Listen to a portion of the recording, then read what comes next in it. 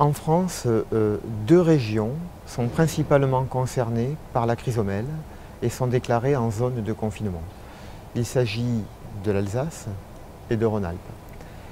La campagne 2013 nous a montré qu'après une progression du nombre de captures, nous avons connu cette année une stabilisation du nombre de captures pour l'Alsace et une forte diminution en région Rhône-Alpes.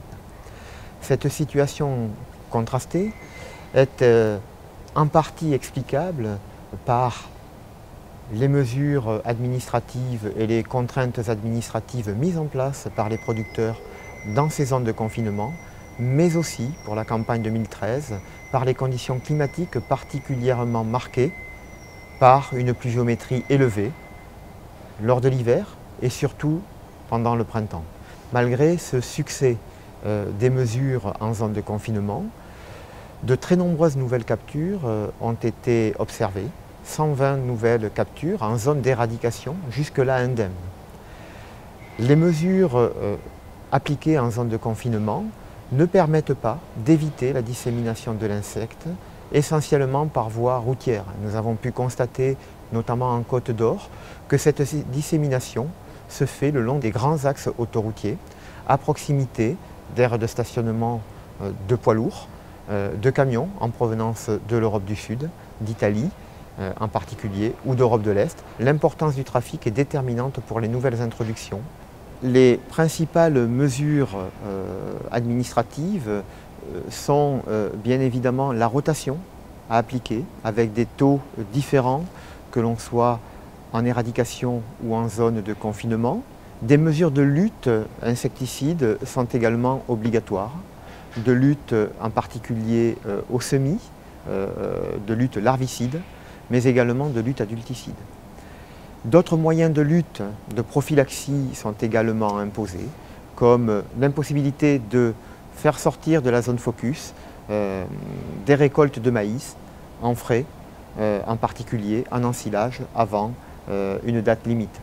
Les outils pour repérer les chrysomèles au premier stade de nuisibilité sont d'abord une forte consommation des racines, avec un double impact, un impact sur la tenue des plantes, leur résistance à l'averse. Les parcelles en forte nuisibilité connaissent des situations de verse très difficiles, empêchant la récolte. L'autre phénomène de nuisibilité observable est la perte de rendement et la présence d'adultes, principalement au stade de floraison des maïs, qui peuvent consommer différentes parties aériennes, les soies ou dégrader également les feuilles. Deux principales techniques de piégeage existent. En France, nous utilisons des pièges à phéromones. Ce sont des pièges qui ont une efficacité essentiellement pour déceler l'arrivée de l'insecte dans des contextes jusque-là indemnes. Ces pièges-là n'ont pas la capacité de quantifier une population d'insectes. Pour cela, existe un deuxième type de piège, des pièges chromatiques de couleur jaune, des pièges englués, qui permettent d'établir un lien entre le nombre de captures et la population existante dans le contexte du piégeage. Ces pièges chromatiques sont utilisés en Italie pour le monitoring, pour la gestion de l'insecte, pour l'élaboration de seuils destinés aux producteurs pour adapter leurs pratiques. Ces pièges-là ne sont pas encore utilisés en France. Nous y travaillons, l'Institut technique Arvalis, en lien avec les pouvoirs publics, y travaille. Pour le moment, en France, nous nous limitons aux contraintes réglementaires établies, les contraintes qui existent en zone d'éradication et en zone de confinement. Nous travaillons cependant à l'acquisition de références, notamment grâce à des expérimentations en zone déjà de population très installée, comme en Italie, dans le nord de l'Italie, pour avoir une meilleure connaissance des stratégies que nous pourrions élaborer le jour où nous passerons à une gestion de l'insecte avec du conseil à apporter aux agriculteurs pour qu'ils puissent adapter leurs pratiques.